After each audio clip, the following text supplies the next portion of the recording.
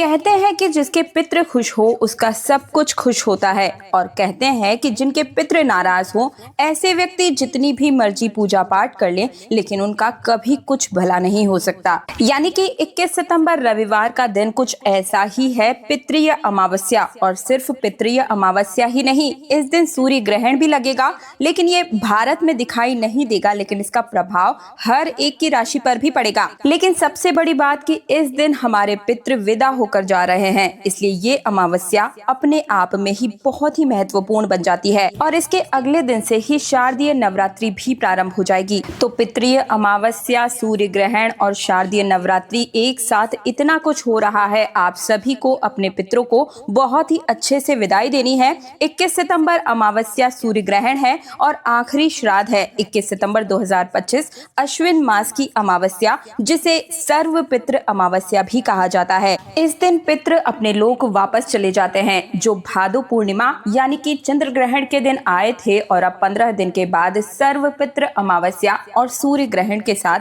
वापस अपने लोक को जाएंगे। तो जिनका भी श्राद्ध किसी विशेष तिथि पर छूट गया है, वे सब सर्व पितृ अमावस्या के दिन आप अपने सभी पितरों को अच्छे से विदाई दीजिएगा, सबका श्राद्ध कर लीजिएगा। देखिए, गरुड़ पुराण कहता है कि यदि किसी पिता के कुल में श्राद्ध करने वाला कोई ना हो, तब ऐसी अवस्था में माता के कुल का व्यक्ति भी श्राद्ध कर सकता है। यहाँ तक कि यदि उस व्यक्ति के परिवार में कोई भी ना हो, कोई अपना स्वजन ना हो, कोई श्राद्ध कर्म करने वाला ना हो, तो ऐसे व्यक्ति का श्राद्ध कर्म राजा करता है।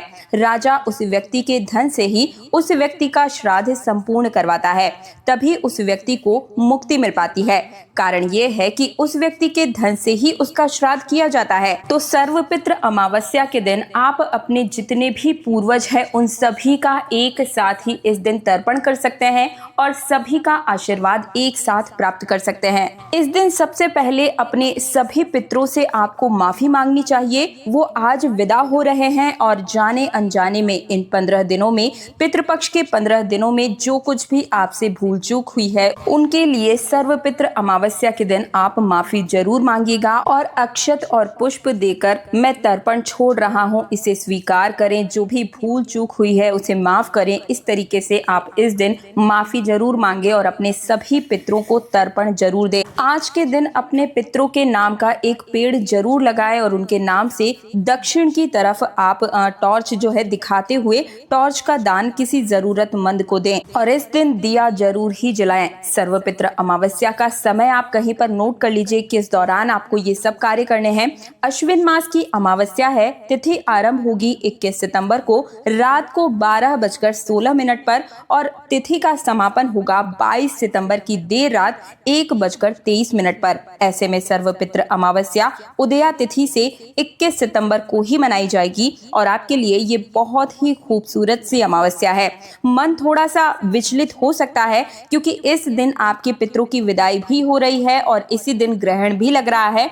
माता रानी अगले दिन आ जाएंगी और उनकी तैयारियां भी आपको करनी है। तो ऐसे में मंदिर की साफ सफाई करना, अमावस्या पर पहले अपना घर, आंगन, छत, चीजें धोना है, सब कुछ साफ सफाई करनी है, शुद्धिकरण करना बहुत जरूरी है क्योंकि रात के समय में ग्रहण भी लगा था। और गुलाब जल से पोछा लगाएं, नमक का पोछा आप लगा सकते हैं। और शाम के समय में दक्षिण की तरफ घर के बाहर जाकर 4 मुखी सरसों के तेल का दिया जलाएं।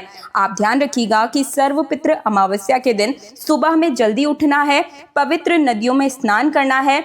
अगर न कर पाए तो कोई बात नहीं, कम से कम अपने घर में गंगा जल डालकर, बाल्टी में गंगा जल और तिल डालकर आप स्नान जरूर ही कर लीजिएगा। और अगर आप इतना भी न कर पाए तो कम से कम अपने घर के हर एक कोने में गंगा जल का छिड़काव जरूर करें। इसके साथ ही गुलाब जल का भी आप छिड़काव कर सकते हैं। गुलाब जल से पोछा लगा सकते हैं, नमक का पोछा पूरे घर में लगा सकते हैं ताकि जितनी भी नकारात्मक ऊर्जा है वो घर से बाहर चली जाए और पॉजिटिव एनर्जी आपके घर आ जाए। इस दिन पितरों के निमित्त आपको तर्पण या पिंडदान जरूर ही छोड़ना चाहिए। गाय, कुत्ते, कौवे और चींटी को भोजन जरूर कराना चाहिए। साथ ही ब्राह्मणों को भोजन भी कराएं और अपनी क्षमता के अनुसार ब्राह्मणों को दान करें। इस दिन जितना पुण्य आप कर सकते हैं जरूर कीजिएगा। दान दक्षिणा अच्छे से दें, कपड़े दें, शंख बजाकर ब्राह्मणों को विदा करें। बहुत ही ज्यादा शुभ माना जाता है। पितरों के आशीर्वाद जिनके ऊपर बस जाते हैं, ऐसे व्यक्ति को तरक्की करने से कोई रोक नहीं पाता है। इसके बहुत ही अच्छे सकारात्मक सकारात्मक परिणाम आप सभी को मिलेंगे। सर्वपित्र अमावस्या के दिन एक काम आप सभी को जरूर करना है, लेकिन उससे पहले मैं आप सभी से निवेदन करूंगी कि सर्वपित्र अमावस्या की इस पवित्र जानकारी को आप लाइक कर दीजिए। कमेंट सेक्शन में इस अमावस्या के दिन आपकी राशिफल क्या कहती है ये जानने के लिए कुंडली के अनुसार बताऊंगी। तो आपको अपनी डेट ऑफ बर्थ, अपना नाम और स्थान लिखना है, राशि लिखनी है। आपकी कुंडली के अकॉर्डिंग जो उपाय बनता पड़ेगा वो मैं आप सभी को कमेंट सेक्शन के माध्यम से ही बताऊंगी, और हरि ओम अवश्य ही लिखिएगा। हमारे चैनल तीज त्योहार और धर्म पर अगर पहली बार आए हैं, मेरी आवाज को पहली बार सुन रहे हैं, तो चैनल को सब्सक्राइब करके पास वाला बेल आइकन जरूर प्रेस कीजिएगा, क्योंकि आपके निजी जीवन से जुड़ी हर समस्या का समाधान और व्रत पर्व से जुड़ी संपूर्ण जानकारी जनसाधारण भाषा में हर रोज मैं आप सभी के लिए लेकर आती रहती हूँ। सबसे पहले तो सर्वपित्र अमावस्या के दिन वो काम बता रही हूँ जो कि आपको नहीं करने चाहिए। अक्सर हम कर लेते हैं और उसके फिर बुरे परिणाम हमें भुगतने भी पड़ते हैं, जाने अनजाने में करते हैं। लेकिन आज मैं आपको बता रही हूँ, बहुत ध्यान से 5 मिनट का समय निकालकर इस वीडियो को बहुत ध्यान से सुन लीजिए। इस दिन हमें अपने घर में कपड़े नहीं धोने चाहिए। सर्वपित्र अमावस्या पर झूठ भी नहीं बोलना चाहिए। किसी के साथ बहस आदि में ना पड़े। बहस नहीं करनी है, झगड़े विवाद में नहीं पड़ना है।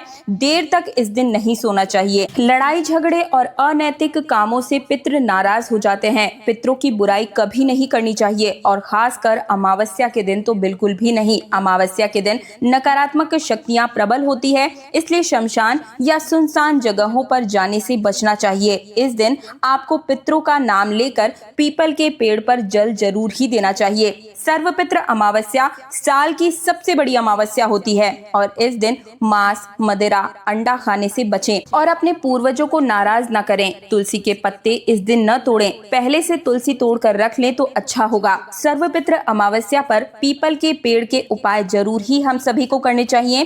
पीपल के पेड़ के पास दीपक जलाएं, मीठा चीनी वाला जो जल होता है उसका इस दिन तर्पण करें, अर्पण करें, और चींटियों को खाना जरूर ही दें। और अगर आप चाहते हैं कि दुनिया आपके कदम चूमे, हर जगह आपकी ही चर्चा हो, मान सम्मान, प्रतिष्ठा, नौकरी चाकरी, व्यापार, हर जगह तरक्की करते हुए आप चलें, तो इस दिन आपको एक त्रिकोण आकार का सफेद रंग का त्रिकोणीय झंडा बनाकर पीपल के पेड़ के नीचे जरूर लगा देना है। मानकर चलिए, अगले साल की जब सर्वपित्र अमावस्या आएगी, आप एक अलग ही लेवल के आदमी बन चुके होंगे। यानी कि हर जगह आपकी तरक्की ही तरक्की होगी। दुनिया की कोई ताकत आपको रोक नहीं पाएगी, क्योंकि आपके पीछे खड़े होंगे आपके पितृ, जो आपको तरक्की की एक नई ऊंचाई पर लेकर जाएंगे। तो आपको एक त्रिकोणीय सफेद रंग का झंडा पीपल के पेड़ के नीचे लगा कर आना है, और पीपल के पेड़ की 7 परिक्रमा करनी है, और थोड़े से काले तिल और सफेद तिल मिलाकर आपको पीपल के पेड़ पर अर्पण भी इस दिन जरूर करना चाहिए। ये उपाय आप किसी भी दिन मंदिर के बाहर पीपल के पेड़ के नीचे जाकर इन उपायों को कर सकते हैं। किसी भी शनिवार के दिन भी इस उपाय को कर सकते हैं, लेकिन सर्वपित्र अमावस्या के दिन अगर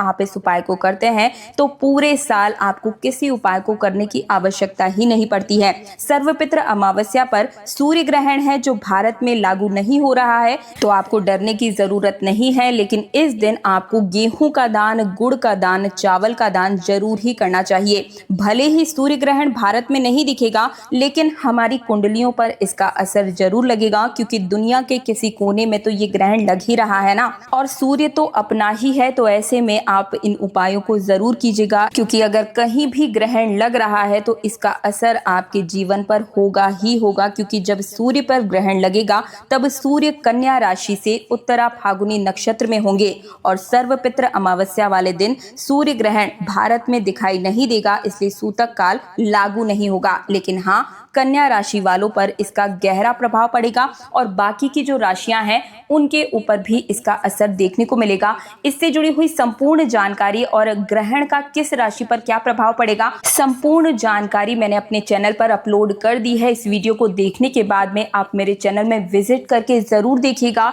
आपके राशि के अनुसार इस ग्रहण के दौरान आपको क्या उपाय करना है, ताकि ये जो ग्रहण है वो आपके लिए एक तरीके से आपके उठाव का काल, यानी कि आपकी किस्मत के उदय का काल बन जाए, क्या उपाय आप कर सकते हैं, संपूर्ण जानकारी मैंने अपने चैनल पर डाल दी है। उन वीडियोस को जरूर देखिएगा। आप कहेंगे तो मैं डिस्क्रिप्शन में लिंक भी दे दूंगी आपके उपायों के लिए। चैनल को सब्सक्राइब कर लीजिए, पास वाला बेल आइकन जरूर प्रेस कर लीजिए और इस वीडियो को ज्यादा से ज्यादा हर एक किसी व्यक्ति के साथ, हर एक सनातनी के साथ शेयर करना बिल्कुल भी मत भूलिएगा। मिलती हूँ एक और नई जानकारी के साथ, तब तक के लिए जय श्री राम, जय जय हनुमान।